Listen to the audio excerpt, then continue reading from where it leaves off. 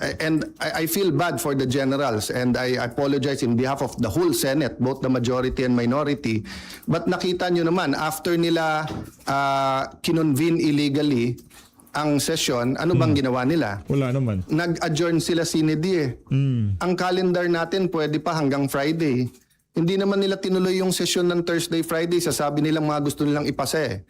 So ang problema natin sa kabila ay double standard. Iba Double ang standard. sinasabi, iba ang ginagawa. Correct.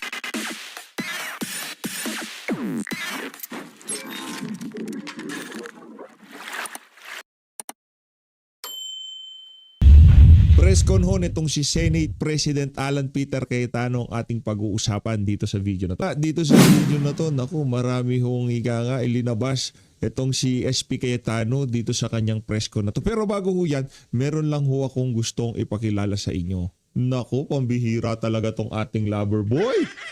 Yan hong nakikita nyo na yan, hindi ko kilala yung girl hindi ko kilala yung girl. Kasi hindi ho tayo masyadong pamilyar sa buhay nitong si Erwin Tulfo. Pero yan daw hong bag na yan nitong Ali, ano daw ho yan, Chanel. Nagkakalaga ng 300,000 piso. Pambira, magkano ba talaga kamahal yan? Palakpakan nga natin. Grabe naman yan. Tingnan nyo naman ho, yung background pa lang at saka hindi naman ho natin mapagkakaila na talagang itong si Senator Erwin Tulfo base sa aking nakikita talagang may itsura yung Ali. May itsura yung Ali. Di ko alam. Ito ba yung mga rinitain? Isa ba siya sa mga... Hindi, basta tingnan lang noon natin. Huwag na tayo mag-speculate. Huwag na tayo mag-ano na kung ano-ano pa. Susunod. Naku, pambihira. Ito naman ho, Hermes. Naku, matindi to. 1.2 million naman ho ang karga-karga nitong ali na to. Siguro parehas lang itong dalawa na to. Yung ali dito sa larawan na to at itong ali dito sa larawan na to. Sa tingin ko, iisang ali lang tong dalawa na to. Pambihira naman yan. Talagang itong si Senator Erwin Tulfo, lover boy. Lover boy ho siya, lover boy. Ambassador ba naman ng Robas, di ba? My goodness. Hindi ka naman pwede maging ambassador ng Robas kung, di ba? Pambihirong yan. Ano ba sasakyan nila nito? Magyayati ba sila? Ito noon, magkano to? Ano ba tong bag niya na to? Hermes na naman ho, 1 million. Grabe, sa bag lang nung sa bag lang nung kasama mong babae, Senator Erwin Tulfo, baka pagka bininta na natin yan, mabayaran na natin ang utang na sambayanan. Para kailangan hata nating iprotesta to. Grabe naman yung bag na yan. Hermes, 1 million. Ibang klase naman pala talaga tong si Senator Erwin Tulfo. Ito naman, Lady Dior. Dior naman itong isa na to. 600 million. Ano ba to? Kamukha ba ng babae yan dun sa mga dalawang naunang picture natin? Ito, at saka ito, parehas na babae lang ba ito? Kasi sa sobrang daming kontrobersya ngayon itong senador na to, tayong nalilito na. Pero ang isa sa sigurado dito, talaga itong si Senator Erwin Tulfo, ano siya, dapat pangalan nito Erwin Tulfo, lover boy. Ano ho talaga siya? Mapagmahal ho itong si Senator Erwin Tulfo. Ilagay ko lang dito to para hindi na natin seguin mamaya para at least makita ng ating mga kababayan kung gaano kagara itong ang chika babes, gibong class. Chick boy pala tong si Senator Erwin Tulfo. Dito na lang si Erwin Lagay ko dito yung dito kayong dalawa ng kasama mo dyan sa tabi ng Blue Ribbon. Pampihira naman. Kumbaga sila, mukha naman silang masaya. Happy couple, di ba? Happy couple ho ba sila? I-comment nyo ho sa baba. Kayo ba naman na magkaroon ng Chanel? Chanel na nagkakahalaga ng 300,000 piso. Grabe naman yan. Dito tayo kay SP Cayetano. Game. Iko-connect ka na. And then kung makikita mo, although they're always doing a good job, it's all ad hoc at saka yung iba-ibang ahensya like say DSWD, they do a good job but they have a full-time job sa mga indigents at saka marginalized sa society. And the other thing is napakagaling na natin sa relief. no, as long as we have the access to the area, no. Pero mahina tayo sa rehabilitation. So ang nangyayari, as soon as for example, napakalaking sunog dito sa Manila, but nangyari ito sa Mindanao, so attention natin ay nasa Mindanao, which is right and good, but dapat may mag-take over ng grupo para yung rehabilitation dun sa mga nasunugan. So let's admit to ourselves that we will have what's the right number? 12 to 15 storms a year. We have volcanoes that are active. Then earthquakes or linugs are organic, if I can use that word, to our area in the world, no? So we really have to do better in not only the response and relief, but in the rehabilitation. I'd like to let you know where we are today. So all sides were saying na sana hindi maipit yung Senado. So early this morning or late last night, I sent a letter to our legitimate Secretary of the Senate. Legitimate because if you follow the rules, hindi siya pwedeng tanggalin kung walang 13 at hindi pwedeng palitan kung wala rin 13. So I'll make that clear, ha. Senate President Pro Temp, Senate President, Secretary of the Senate, o SAA, kailangan niyan 13 ang botong ilagay, 13 ang boto pag tinanggal. Hindi nila sinunod yan. So meaning, hindi legitimate si Attorney Bantug, no? Si Bantug. So having said that, ayaw namin maipit yung mga empleyado. So I sent him a letter to talk with Attorney Bantug and nag-offer kami kung gusto ni Senator Win, pareho na lang kami pipirma kahit walang designation. So I think the letter was delivered mga 8 a.m., a little bit past 8. Ang sagot nila noong 12 o'clock is that hindi na siya secretary at mag-turn over na lang.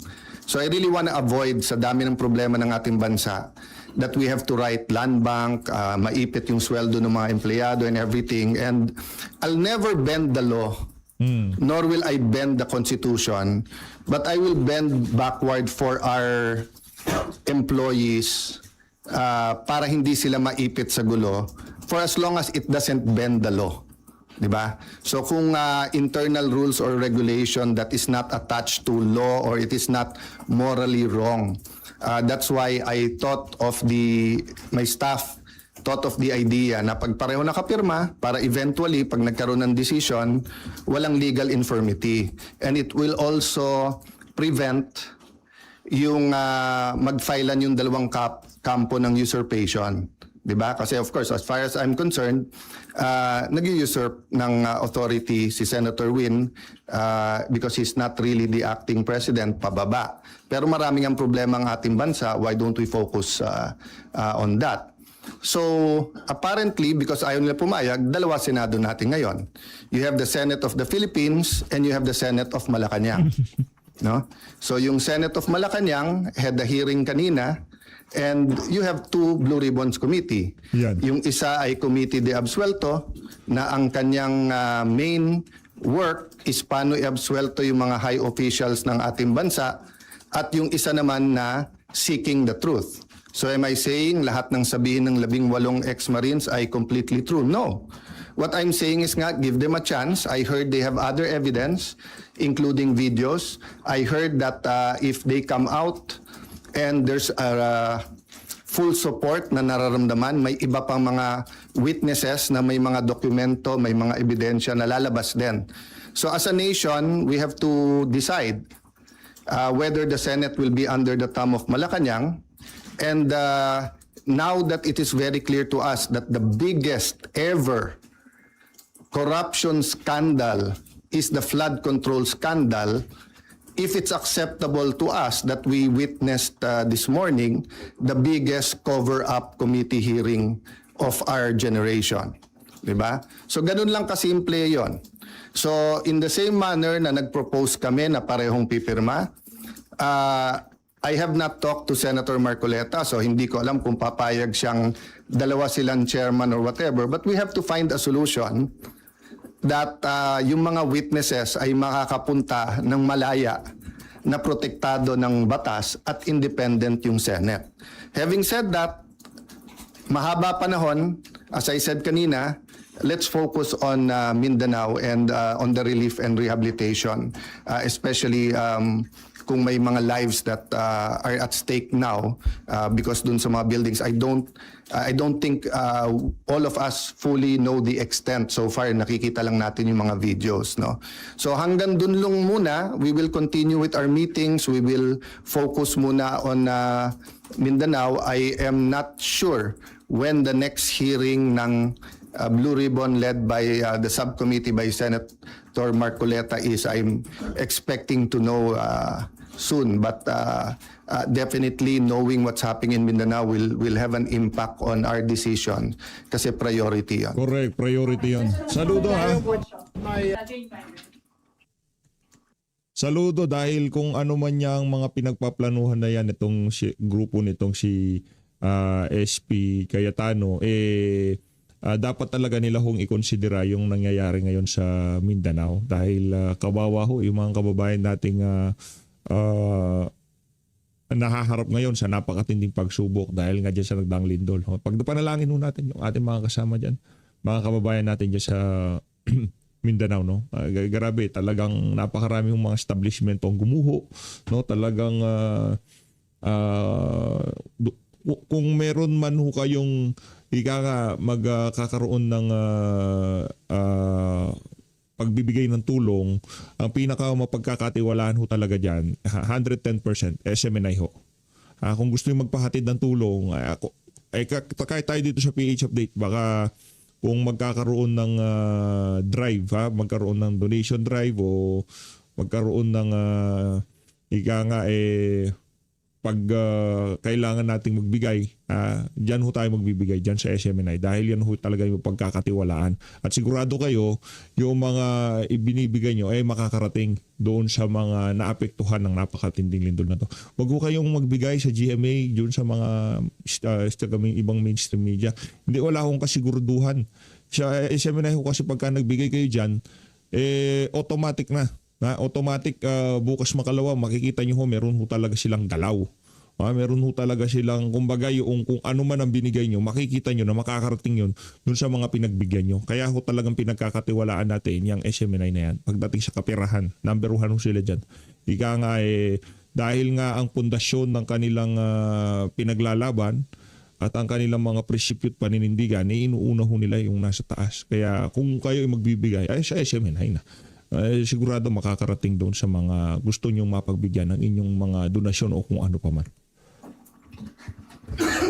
Sir, good afternoon po. Good afternoon. Dalawa lang sir, yung comment nyo sa resign call sa inyo and sabi po ng Malacanang Akala ko ba lihitin mo sila? Ba't pinagre-resign nila itong si SP Cayetano? Akala ko ba sila na talaga? Ba't kailangan pa niya mag-resign? Pambihira. kanina open si BBM na magpatawag ng special session ng Congress. Lalo na po, nabanggit nyo na rin yung nangyari sa Mindanao kanina. And paano po yun kung magkakaroon ng special Unahin ko yung Congress? special session, okay? Yes po. So I had 2 communications with them sa Malacanang. And both cases, sinabi nila sa akin, hindi pa handa yung mga bills na gusto nilang ipapasa para dun sa uplift. So biglang nung nagpalit ang majority, biglang kailangan ng special session dahil may bills na. Actually, kung may official silang bills, dapat na i-file na yon para na-refer na sa committee, di ba? So sabi nila, inaayos pa nila.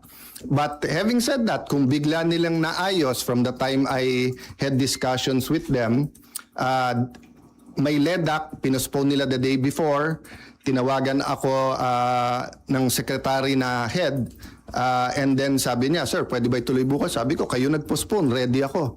Tapos hindi rin naman nila tinuloy. Yung sinasabing magtrabaho tayo, nagtatrabaho kami. Ready kami magtrabaho. Sila nag-walk out, kaya nagkaroon din kami ng parliamentary tool na ginamit. Sinasabi ni Senator Lacson paulit-ulit, and I feel bad for the generals and I apologize in behalf of the whole Senate, both the majority and minority. But nakita nyo naman, after nila kinonvene illegally ang session, ano bang ginawa nila? Wala naman. Nag-adjourn sila sinedi eh. Ang calendar natin pwede pa hanggang Friday. Hindi naman nila tinuloy yung session ng Thursday, Friday. Sasabi nilang mga gusto nilang ipasa eh. So ang problema natin sa kabila ay double standard. Iba Double ang standard. sinasabi, iba ang ginagawa. Correct. So doon naman sa nananawagan na mag-resign, as I said, pag-usapan na lang natin in a few days after yung focus tayo sa Mindanao, but especially yung mga former presidents, yung mga nagkampi-kampi na mga Marcos na rin, papasalamat ako sa inyo sa call nyo na mag-resign ako bilang Senate President kasi ibig sabihin, nire-recognize nyo pa rin ako as Senate correct. President. Kasi kung hindi nyo na ako nire-recognize as Senate President, ba't kayo nananawagan na mag-resign ako as Senate President? Di ba? Sir, kung gamitin ng Malacanang itong nangyari sa Mindanao, No, patawag na any special session that will redound to the good of the Filipino people is welcome. The special session is in the Constitution.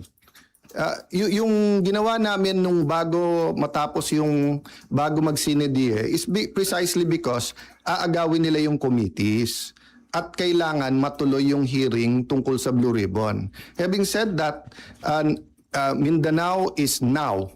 Diba? They need the attention now. So if there's needed legislation, good. We will meet right away. If not, then tulong-tulong tayo. But aside from that, let's remember that the committees can continue to work. Nung pinauwi ni Senator Win, nung Thursday, yung mga empleyado, may Senate hearing pa si Senator Pia. So hindi totoo na hindi nagtatrabaho. Wala tayong dapat conflict kung may kailangan yung ating bansa. Whether it's legislation, whether it's a meeting na LEDAC, dapat tanggalin ng politika pagdating na ng I say politika, but it's an issue of graft and corruption. But what I meant is that it's a political issue vis-a-vis a more urgent. They're both important, but what's more urgent? You can postpone a hearing. You cannot postpone a rescue mission. You cannot postpone yung paghatid ng mga relief, di ba? And then, yun nga, hindi natin nararamdaman pa ng husto, pero the economic crisis is here. And every month until the end of the year, it'll get much worse before it gets better. Because nga tuloy-tuloy ang problema sa Middle East, di ba? So maraming tinatamaan diyan, supply chain, presyo ng dollar sa peso, presyo ng diesel at ng gasolina, kakulangan ng fertilizer, taas ng presyo ng fertilizer, desisyon ng Vietnam at saka ng desisyon muna ng India kung bibigyan tayo ng magbebenta ng fertilizer, desisyon ng India at saka ng Vietnam kung magbebenta ng bigas o hindi, desisyon ng Indonesia whether mag-export sila ng coal o hindi. All of these are kumbaga sa relo are moving parts na walang makakahula o makakapredict. So in that sense, kailangang magtulong-tulong talaga yung ating bansa. Kaya naman nandun pa rin on the plate yung graft and corruption kasi kahit anong plano natin sa economic crisis, kung ninanakaw pa rin yung pera, then mahirapan pa rin tayo lahat. No? Yun ho talaga eh. Babaksak at babaksak ho tayo sa nangyayaring pagnanakaw sa ating bansa. No? Sa ayaw sa gusto natin, doon ang bagsak natin. Doon sa ginagawang pagnanakaw. No? Sir, Yes. sino po ang tatayong presiding officer sa impeachment trial? At may update po ba kayo sa... As soon as they have 13, walang problema sila na. Okay, so I have to assert because may pinaglalaban tayo. Pinaglalaban ko hindi yung si Alan Cayetano ang Senate President. Ang pinaglalaban natin, ang Senado hindi pwedeng rubber stamp ng Malacanang. Hindi pwede na hindi independent yung Senate. Hindi pwedeng may hearing ka katulad kanina, yung bibig na bumubukas ay senador pero yung lumalabas na salita galing sa Malacanang. Ano pong rules sa pagpili ng presiding officer sa impeachment trials? They illegally amended the rules. They illegally had a session, 'di ba? So in due time there'll have to be something that will decide, 'di ba? But in the same manner na ina-assert ni Senator Win na he's the acting Senate President kahit na walang legal basis whatsoever, I have to assert not for myself but for the truth and for the Constitution. But it's still 1 month eh. 'Di ba? At hindi kami nakikipag-agawan sa silya doon. So for example, yung Senate Secretary, dapat siya yung ngayon nag-aayos para diyan sa pre-trial. But nagte-take over sila Attorney Bantog. So we're doing it very patiently because nga we don't want the whole Senate to be affected, no. Paano po yun? Kanina si House Secretary General Sheloy Garafil, nagpasa siya ng manifestation ng House Prosecution Team kay Secretary Yes. Bantog pero hindi niyo po siya kinikilalang SecGen. Yes. Pero ang House Prosecution Team, si SecGen Bantog daw yung kinikilala. That's going to be a problem for at least a few days, maybe a few weeks, because we don't expect naman the Supreme Court to rule right away. But what's the best proof that Malacanang's hand is in this? First, yung pananakot nila sa mga miyembro namin na lumipat, yung offer na wala ng kaso pag lumipat. Second, as soon as nila ginawa, naglabas sila na ang House at ang Malacanang ay dun pumapabor. Di ba? Pwede naman mag-neutral ang Malacanang eh. Pwede naman sabihin ng Malacanang, settle it among yourself. Ganon din sa House prosecution. Hindi naman nila gusto ng fair na impeachment. Gusto nila yung may pinipili na silang grupo. That's why sabi ko sa inyo, if I'm wrong, they blame me. Kung tama ako, na from 24 gagawin 22, eventually 18 ng senador, tapos sasabihin nila 12 convicted na. Will that be a fair impeachment process? What will happen to the country if that happens? Then ang kasunod naman is CONAS. No? So give me a few days, pag-usapan natin yan, but let's focus lang dun sa nangyayari. No? But just to answer your question, it will be up in the air. That will be a legal question and we are in the right side. Okay. Sir, may we be clarified, yung arrangement na inaalok niyo po kay Senator Win, na dalawa kayong pipirma, ano po ang response ni Senator Win? Sulat around 12 o'clock na sinasabi kay attorney sa ating Senate Secretary Jose Luis Montales that you are no longer secretary and that Attorney Bantog and then that basically sinasabi na sila na. Yun din ang sinabi sa USAA but hindi first-hand knowledge, sabi chain of command. But wala nga sila sa chain of command eh.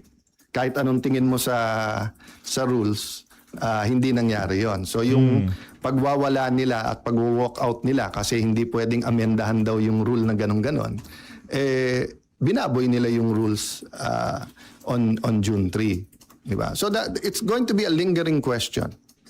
Sorry, how do you treat that? Hindi pumayag si Sen Win sa arrangement na dalawa kayong pipirma sa documents? And paano po yung sweldo nung It's just like the civil rights movement sa US, di ba?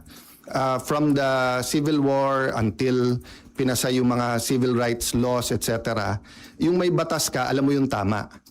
Pero yung inaapi pa rin, yung mga minority, yun yung de facto. Di ba? So alam naman natin lahat kung ano tama at sinong tama. Pero ang kapangyarihan kasi nasa kanila eh. Sa kanila ang pulis, nasa kanila ang NBI, nasa kanila ang Malacanang. Kaya sabi ko, lahat ng kapangyarihan nasa kanila. Pero katotohanan nasa amin. So hindi ko pwedeng bitawan yon. Kailangan lumaban tayo doon. Kasi kung hindi, after this, all you have to do is to get one senator plus Malacanang. Hindi na 13 ang kailangan boto, 1 plus 1 lang. 1 plus Malacanang. Sir, so you will still sign? Paano yung mga... That is a practical question na hindi mangyayari because nga from the bottom paakyat dun sa office, di ba? Never naman nila sinurrender yung SP office. Hindi ko namang trinethreaten yung mga empleyado, di ba? But sila, inaano nila yung mga empleyado. Yung ginawa ni Senator Erwin tapos nag-sorry. Bad cop, good cop yun. Sadya yun. I-shock mo na yung mga empleyado, nakakasuhan ka, tawagin mo kung ano-ano. Tapos si Senator Win naman yung mabait. So kahit na nag-sorry siya, natanim na yun sa puso ng mga empleyado. Diba? Kaya nga sa akin, sa mga empleyado, it's a matter of conscience. So you gave up the signing? No, I'm not giving it up. I'm just saying, malamang hindi dumating sa opisina ko yung pipirmahan. But I'm not giving it up. Diba? Kailangan ko i-assert yun. Sir, sorry, ano po ba yung extent nung arrangement na pinopropose po ninyo? Hanggang doon lang sa dalawa kayong magsasign? No, it was a first step lang kasi sinabi nila open sila. Hindi naman pala sila open. Di ba kasi sabi nila ayaw nila ng gulo. 'Di ba? Sabi nila eventually kailangan magsama yung dalawang grupo, one Senate tayo, 'di ba? But mukhang ang utos ng Malacanang, hindi, kayo lang. Oh, kasi nga alam nila na even if we go to the Supreme Court ASAP, it will take time. So in the meantime, they're buying time until they either get one more member or whatever. Basta in any way I can. And it's just like yung example na binigay ko sa'yo, whether it's apartheid, whether it's civil rights, di ba? Doon tayo sa tama. Okay, thank you guys. Last, One last. Sandra. Sir, nabanggit niyo po kasi kanina yung Supreme Court. So are you referring to the one filed by the school teacher, Tayam, or meron po It's kayo always an reaction sa option Supreme for everyone. It's an option for the other side, for us, for the employees can also file. So let's see kasi nauna na si Senator Win, nag-meeting na yesterday ata sa mga taga-USAA and yung kanilang inappoint na secretary at OSAA, bagamat illegal, di ba, umikot na in every. As I told you, no, as a practical matter, ang matagal na naging Senate President si Senator Drilon, di ba? Tapos si Senator Soto, matagal din, more than 5 years, di ba? Si Senator Coco, Senator Mig, Senator Cheese, magkakasama sila ngayon eh. Ako naman, ni isang empleyado, wala pa ako na-appoint eh. So as a practical matter din, sila ang mga kaklose. So syempre, sila ang napakinggan. But I have faith in the Senate staff that they should listen to all sides. But I don't want to disturb, di ba, hindi civil war ang gusto namin. Ang gusto namin, manaig sa Senate ko, ano tama, kung ano mali.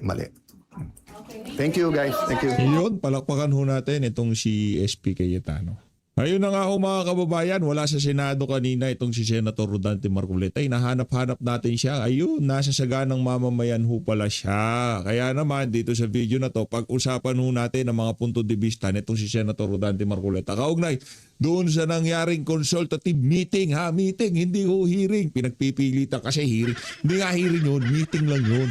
Itong si Eric Sylvester at ng kanyang mga tropang maletagang. Ito, panoorin ho natin, Senator Rodante Marcoleta.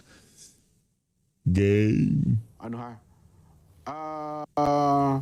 Una, Sen, bilang isang senador po, ano ang naging reaksyon ninyo sa pangyayaring ito? Makwentuhan nyo man kami kung ano yung nangyari talaga kanina. Wala naman ako dyan eh. Yun na nga po, yun na nga po. Ho. Kaya lang, ang masasabi ko sa inyo dahil yung pagkaka-create ng Blue Ribbon Committee na pinangungunahan ni Erwin Tulfo, ang sabi nga namin ay unauthorized, irregular, illegal, unconstitutional.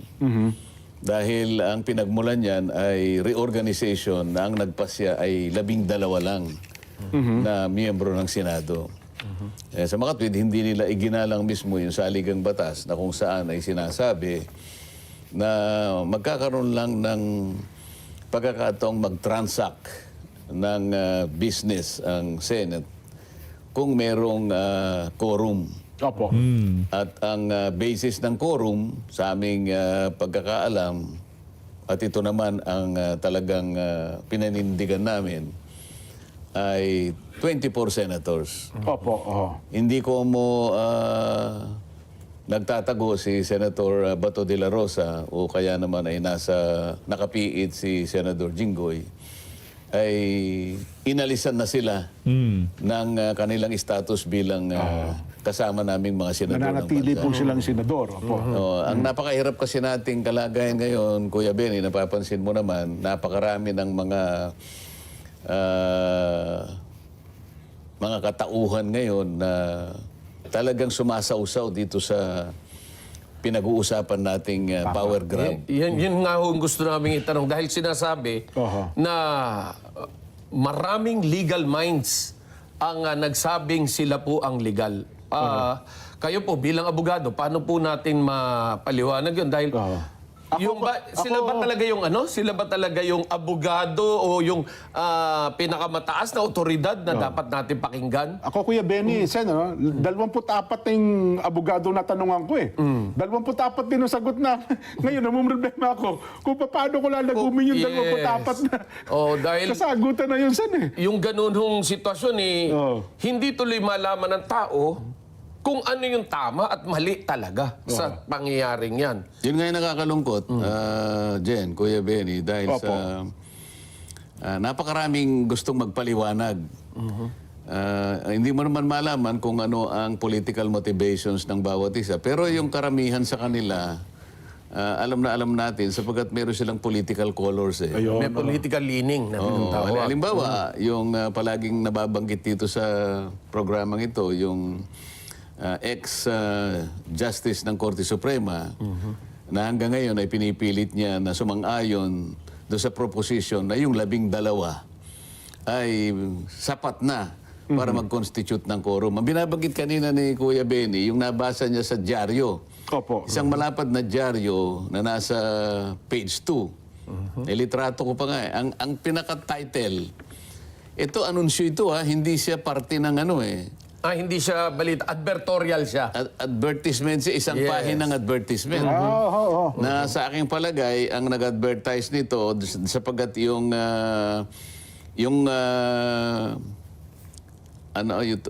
simbolo ng Opo. ng IBP. Integrated Bar of the nandito. Philippines. Opo. Nakalagay dito yung Integrated Bar of the Philippines. Ito yung kanilang pinaka-title. Napakalaki. Pag binasa mo, Great Legal Minds Agree.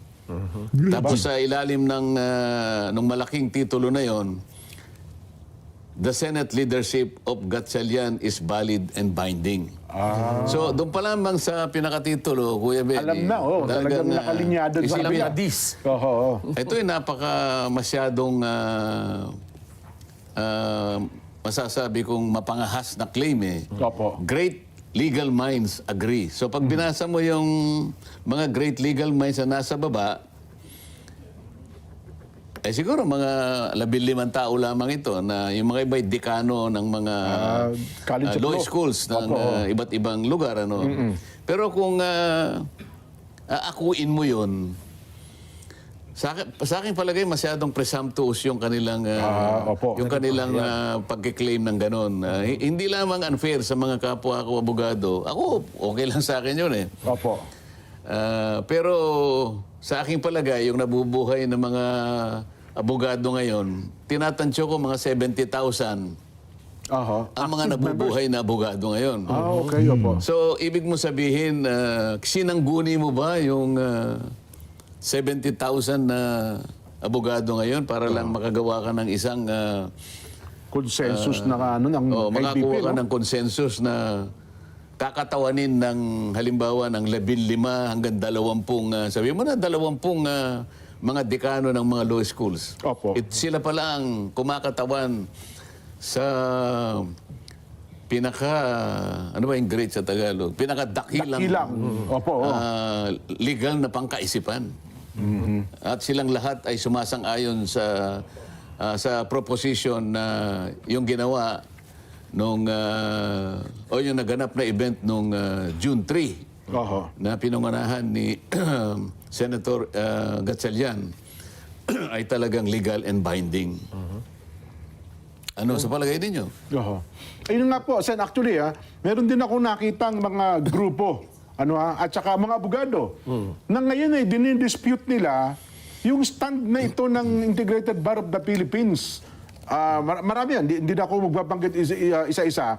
Pero mga kilalang abogado rin po ito na sinasabi nilang hindi naman sila tananong ng IBP na o kaya ng pamunuan ng IBP para lagumin ang isang sentimiento na yun nga ang pananaw ng IBP sa kabuuan ng mga abogado sa ating bansa, Sen. Tama siya kasi ako bilang kasapi ng IBP, Opo.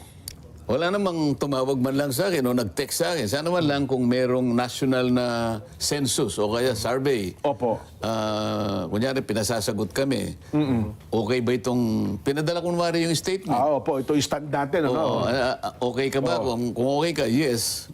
O kaya kung no, siguro baka sakaling merong semblance ng consensus getting. Halimbawa, ang problema, bigla na lang lumitaw noong June 4, 2026, yung isang statement na may pamagat na official statement on what constitutes a legitimate quorum for the Senate to conduct official business. Opo. Yung statement din, Kuya Benny, ay attributed sa isang entity na ito nga, IBP, official statement nakalagay, pero nanggaling sa Office of the Director for National Communications. Okay. Pero pinalalabas nila IBP official statement. Oho. Ngayon, kinakailangang malaman ng ating mga kababayan na meron pong regulasyon ng rules of court natin Oho. na kung saan yung legal operations ng IBP ay nakasalig din sa rules of court na pinromulgate ng ating Korte Suprema. Meron pala Ibig yan, sabihin, no? lahat Oo. ng gagawin, lahat ng tuntunin, Opo. nakasalig dun sa Rule 139-A. Okay. Ito kasi yung tuntunin na kumakatawan sa IBP. Opo. Isa yon. At po pwede rin gamitin yung kanyang, yung bylaws ng IBP Opo. na may petsang 1974. Okay. Oho. Itong IBP bylaws, tinangka itong i-revise sa dalawang bagay. Oho. Una, yung kung paano i-amend nila yung election method at saka yung election matters. Ano? Basta po sa election lang. Sa pamunuan po ng IBP Sa pamunuan ng IBP. Okay. Oho. At yung isa naman ay yung mga members ng IBP na maaaring sumama sa government service. Oho. At kung paano yung eligibility nila for election. Yun lang ang proposed amendments. Okay. Ngunit hindi pa pinagtibay ng Korte Suprema, nakabinbin. Oho. So, meron lamang proposed revision Opo. doon sa dalawang bagay na binanggit ko. Kaya lang, kumo hindi naman napagtibay at kahit napagtibay, hindi naman naging daan yon para makagawa sila ng statement eh. Oho. Alam mo kung bakit? Yung Section 13 Opo. mismo ng Rule 139-A ng Rules of Court. Itong Rules of Court kakilala ng ito ay alam lahat, parang Biblia ito ng lahat ng abogado eh. Okay. Opo. Oh, ang nakalagay doon ay the IBP, sabi niya, is strictly non-political Okay. and every activity tending to impair its basic feature is strictly prohibited and shall be penalized accordingly. May Sa mga pagbumutay tuwid, pala. sa mga tuwid, hindi sila pwedeng gumawa ng isang political statement. Oho. Ayon mismo sa tuntunin namin ng mga abogado. Opo. So, Section 13 yun, Rule 139-A. Okay, ngayon, maski sa IBP bylaws, Opo. na may petsang 1974, Section 66 dyan, ano? Opo. Oho. Ang sabi rito, public statements, no committee Oho. or member thereof shall publicly express any opinion or conclusion respecting the assigned functions or work of the committee without previous authorization from the Board of Governors or the Executive Committee. Oho. Ngayon, wala namang malinaw na ito'y pinayagan ng Board of Governors o yung Executive Committee ng IBP. Opo. At wala rin namang committee na ang tawag ay Committee for National Communications na kung saan di umano nagmula yung IBP official statement. Oho. Ibig sabihin, meron na namang kumita dyan sa announcement na yan ng IBP. Pambihira, no? Pagka merong malaking issue. Sana, salita kami dito. Oh. Magkano ba yan? Wala pala yun. Walang committee ang ganun. Ilalim ng IBP. Walang committee ganon. At kapag kahit na may committee ganon, maliwanag dito na nilabag nila yung Section 13, Rule 139A Oho. ng IBP. Rules of Court. Rules of Court. Rules of Court. Rules of Court. Parang kung tawagin namin ito, rules of procedure. Ang mga abogado parang Biblia nila ito eh. Ito yung pinagmumula ng tinatawag na remedial law. Okay. Karaniwan ay kinakabisa yun, lalo na yung mga practicing lawyers. Kailangan kabisahin mo yun para pagharap mo sa korte, hindi ka naman masyadong napag-iwanan. Kasi yun ang palang rules of court. Ngayon, kung ito ay alam nila, hindi dapat sila gumawa ng IBP official statement. At kung ito'y pinayagan ng Board of Governors o yung Executive Committee, makakalabag sila rito. Kung hindi naman pinayagan, bakit lumitaw yung IBP official statement? Sino ang promotor dito? Kaya maliwanag, tingnan mo dapat sana yung IBP, nung makita nila ito, teka muna, saan ang galing yun? Pinayagan ba natin yun? Kung pinayagan, nagkamali po kayo, baka magkaroon po kayo ng problema dahil ang sinasabi rito, is strictly prohibited and shall be penalized accordingly. Ibig sabihin, may kaparusahan po ito.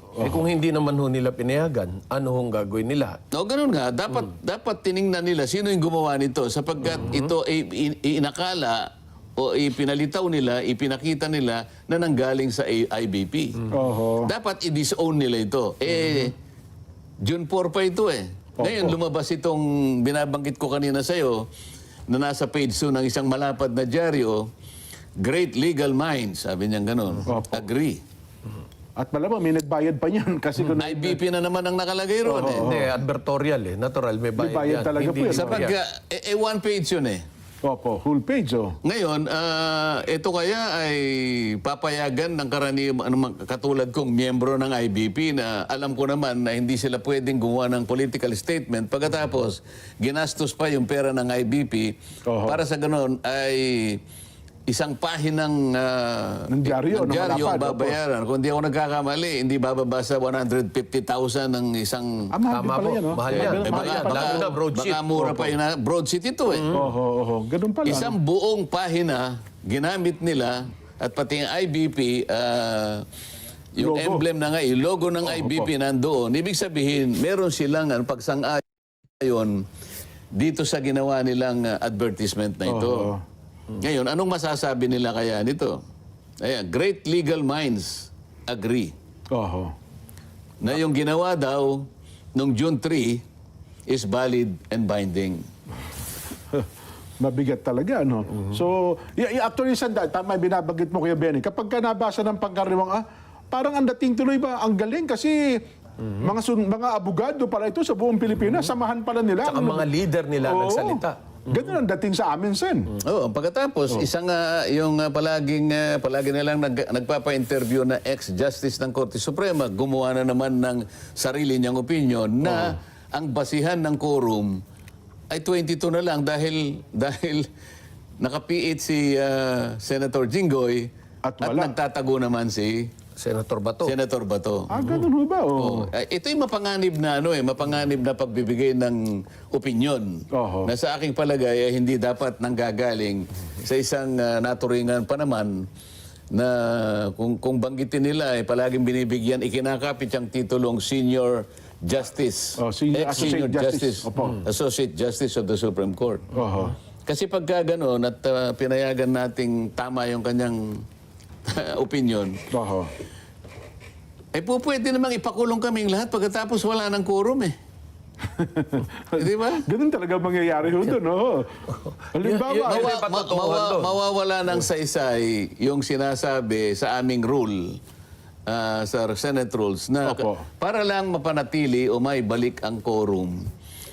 Merong may coercive power ang Senate Kaya nga merong arrest power So sa mga dito, ibig ba sabihin kung nakadetain yung isa sa amin, hindi pwede siyang ipatawag?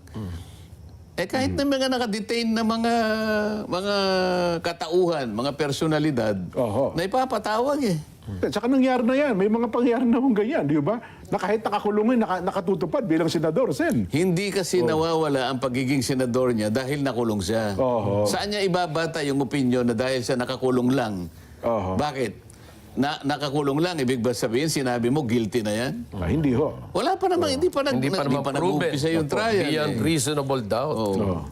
Ngayon, ang talagang doktrina na inuulit-ulit natin ay kapag wala ang senador sa ating bansa, doon lamang outside siya ng coercive jurisdiction or power ng Senado. Pero pag nandito, nakakulong man o hindi makita, ay hindi pa siya nawawalan ng Ang sinasabi niya kasi sa Section 5 kanya ng plunder law, nagkakaroon kanya ng parang yung preventive suspension. Ayan, at saka naman doon sa isang provision ng charter ng ombudsman, nagkakaroon din ng parang preventive suspension. Inaakala niya nang dahil doon, nai-strip na yung tao ng kanyang status bilang senador ng ating bansa. Para sa ganon, yung basis ng quorum, mag-iba din. Mapanganib yung mga ganong klaseng pagbibigay ng opinion. No? At ang matindi niya, sir, sumisitas pa po kasi ng mga naunang pagpapasa ng korte. Tapos, siyempre, yung mga tao na wala namang background sa legal, kapag narinig yun, sapagkat may taguri, no? Ganito ang ganito ang posisyon, ito ang nire-represent niyan, mapanganib talaga, Sen, kasi ang dating sa tao nun, kapag siya nagsalita, otoridad siya. Yun ang totoo, yun ang dapat nating tanggapin.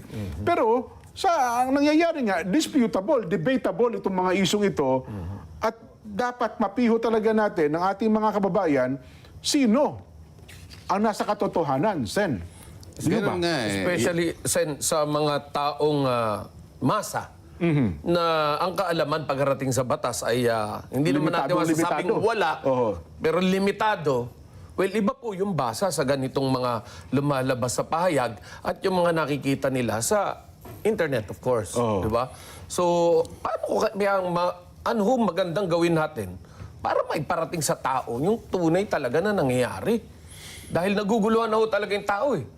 At ito yung pangamba ang idinudulot sa kanila. Hindi lang pangamba, higit pa roon dahil kapag nalito ang tao, hindi nila malaman kung alin ang kanilang pakikinggan. Alin ba talaga yung tunay na interpretasyon dito? Kapag naguluhan ang tao at hindi niya na mapaniwalaan kung sino yung tama, mahirap yun. Opo naman. So hindi niya malaman, sino talaga susundin namin dito? Gusto sumunod ng tao kung sino yung nagsasabi ng totoo, pero ang dami naman yung nagsasabi ng pamali at pinipilit na baluktutin kung ano yung tama. Halimbawa, kapag sinunod natin yung sinasabi niya, halimbawa, naipakulong lahat ang mga senador kaya nang gusto nilang gawin ngayon. Di na-dissolve ang Senate, gano'n ba yun? Technically, Nang dahil doon sa opinion na yun, na kapag ka nakakulong ka na, hindi ka na miyembro. So, pati yung Constitution ngayon, hindi na pwedeng sundan kasi sinasabi na sa Ligang Batas, majority of all its members. Kung tatanggapin natin So yung kanilang opinion, buburahin mo ngayon yung panggagalingan kung paano mo kukwentahin yung quorum at saka yung majority. Dahil nakakulong lang yung 2 o 3. well, tama kayo dyan, Sen. At ngayon, kapag binalikan natin yung nangyayari ngayon sa Senado, nagpatawag kayo ng pagdinig noong nakaraan. Nagpatawag din ngayon. Kaya nalilito tuloy kami. Sino ba talaga ang legal? Kasi sabi na legal ka. Ayun na nga mga kababayan, tama ho yung sinabi na yan itong si Senator Rodante Marcoleta. Hindi ho tanga siyang bayan ng Pilipino. Naiintindihan ho nila itong mga kaganapan na to. Patuloy ho tayo sa pananalangin, especially sa mga kababayan nating apektado nung napakalakas niya lindol. Grabe, first day of school pa naman ho ng mga mag-aaral, no, sa buong bansa. Tapos ganito ho yung naranasan ng mga kabataan natin dyan sa Mindanao, especially dyan sa General Santos. Ingat. Nakita ko natin talagang yumanig yung mga bata, talagang gumagalaw ho yung pati yung sinisilungan nilang parang malit na kubo talagang bumaksak din ho yun. Panalangin ho natin. At kung sakali mong magkaroon ng donation drive, diretso ho tayo dyan sa SMNI. So always, maraming salamat po sa pag-support sa PH Update. Mag-ingat ho kayo lahat. Natin Pilipinas.